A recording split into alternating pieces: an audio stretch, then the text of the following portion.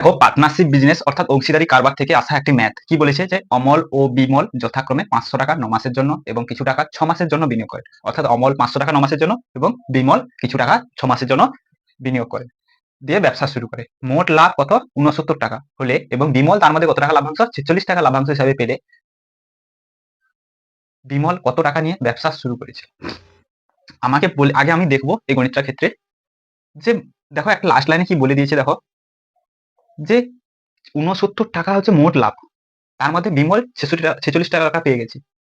তাহলে তোমার অমল কত টাকা পাচ্ছে? আগে আমি অমল আর বিমলের কেসটা বের করি। দেখো বিমল যদি কত টাকা পাচ্ছে? 46 টাকা, মোট লাভ 69 টাকা, তাহলে অমল পাচ্ছে দেখো 69 মাইনাস 46, অর্থাৎ তুমি বের করে নাও 23, অর্থাৎ 23 টাকা অমল পাচ্ছে।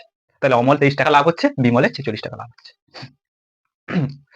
এবারে আমাকে বলেছে দেখো যে অমল 500 টাকা 9 মাসের জন্য ইনভেস্ট করেছিল, তাহলে 500 টাকা ক মাসের জন্য? 900 টাকা 9 মাসের জন্য, 9 মাসের জন্য ইনভেস্ট করেছিল। 9 মাসের জন্য ইনভেস্ট করার পরে তার প্রফিট কত টাকা প্রফিট হয়েছে? দেখো 23 টাকা, 23 টাকা প্রফিট হয়েছে। এবারে আমি নিচে কি করে নেবো বিমলের ক্ষেত্রে? ধরো বিমল কিছু টাকা, আমি ধরো কত টাকা তো জানি না, আমি এটাকে কি করবো ধরে নেবো পি। পি ক মাসের জন্য? 6 মাসের জন্য ইনভেস্ট করেছিল, তাতে তার লাভ কত হয়েছে? 46 টাকা।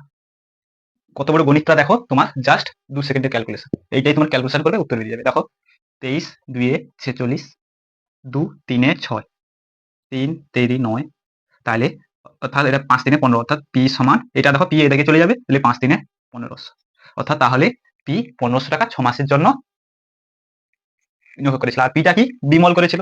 তাহলে আমার অ্যান্সার কত? 1500 টাকা। এভাবে গণিতের টিপস পেতে অবশ্যই চ্যানেলকে ফলো করো, আর নতুন হয়ে থাকলে চ্যানেলটি সাবস্ক্রাইব করে রাখো। আর তোমাদের একটা কথা বলছি, ভিডিওটা ভালো লাগলে অবশ্যই লাইক করবে।